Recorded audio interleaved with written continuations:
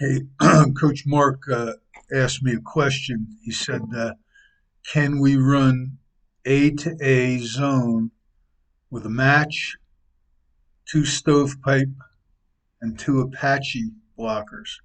And to be honest with you, I did that. We did that at Ball State, and there's some issues with it. The first issue is this: you're these are the two most dominating people in football right now. These two cats right here, the uh, the three technique and the nose. You play these teams. Sometimes now a lot of people are playing three down. They put it like a 400-pound guy here, and we developed the hammer. The hammer was sort of by mistake. We were playing Virginia Tech at Virginia Tech, and had a big old. Actually, this guy was a three technique, and the tackle on the backside knocked him over into the guard, and we defined him pretty good. And then we did it against. We went down to Tuscaloosa and did it against their nose, and we were doing so good with it, with the hammer knocking the nose over that they went into a 5-3 to stop this. And our deal was what I said to Mark was that this is the old B gap pattern. And then we tightened it down to the A gap. I started watching people like Ohio State and what have you, and I'm like, man, this B gap thing is a mess. And there's two reasons. Number one, when you run B gap, you're trying to run against this cat, okay? And in the old days, he would run, okay?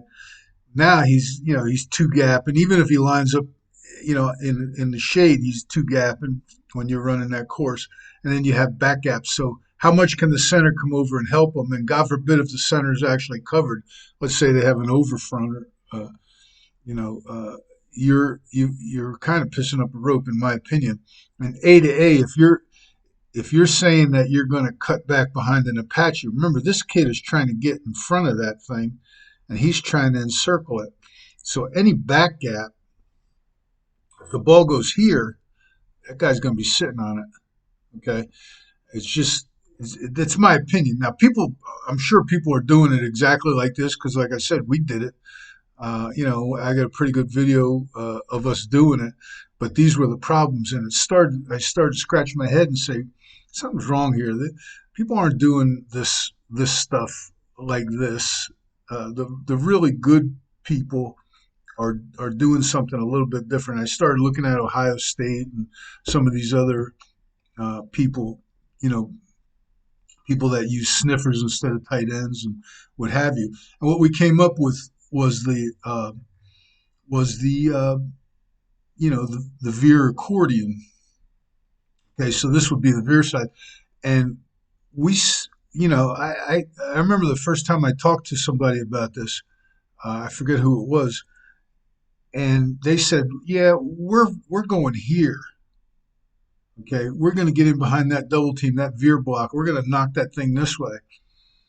And I'm like, okay. So these are all easy matches. This guy doesn't have to cover. Okay, the hammer doesn't have to be as good. Uh, that you're still going to get that flow, that back gap flow.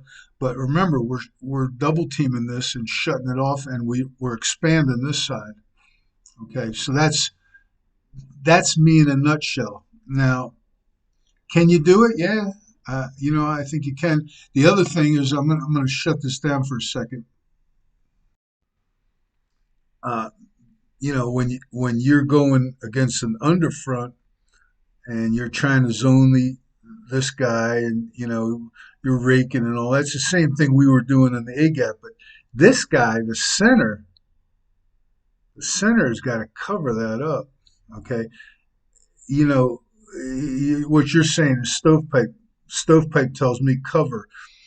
That's hard for the center. Okay, even with a chip help, it's a hard thing. Now, when you're running C gap, he's going to Apache. Okay, and he might get chip help, but he's not going to get shut off, and he's going to Apache this guy. And if the man moves into the stovepipe, yeah, the Apache turns into a cover or a tear actually. He wouldn't get a cover. Okay, so what we did was we reduced the center. We took the cover out of the center, and this Apache thing back here, you're still really susceptible if he two gaps this thing and lags, and the guard is trying to move away from him. Um, you get the back gap problem. So to me, now the ball's got to enter here. It's got to go here. Okay, and you got to make sure that you've got that chip shut off. To me, we just said, look, we're gonna do this. Okay, and again, let me shut this down for a second, and I'll just change it for a second.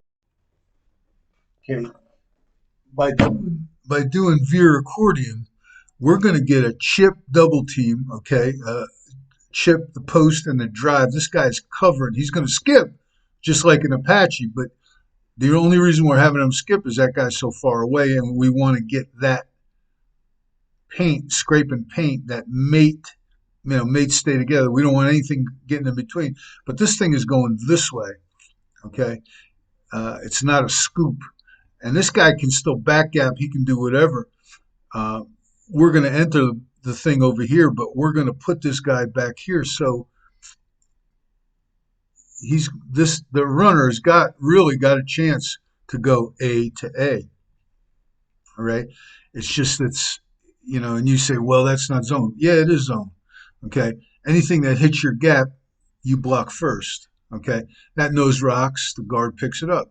The tackle rocks out. Let's say you have a field zone blitz or something like that, where this guy becomes a contain and he's a cop. Yeah, you just square to air, and here we go. We're going to pick up the next guy.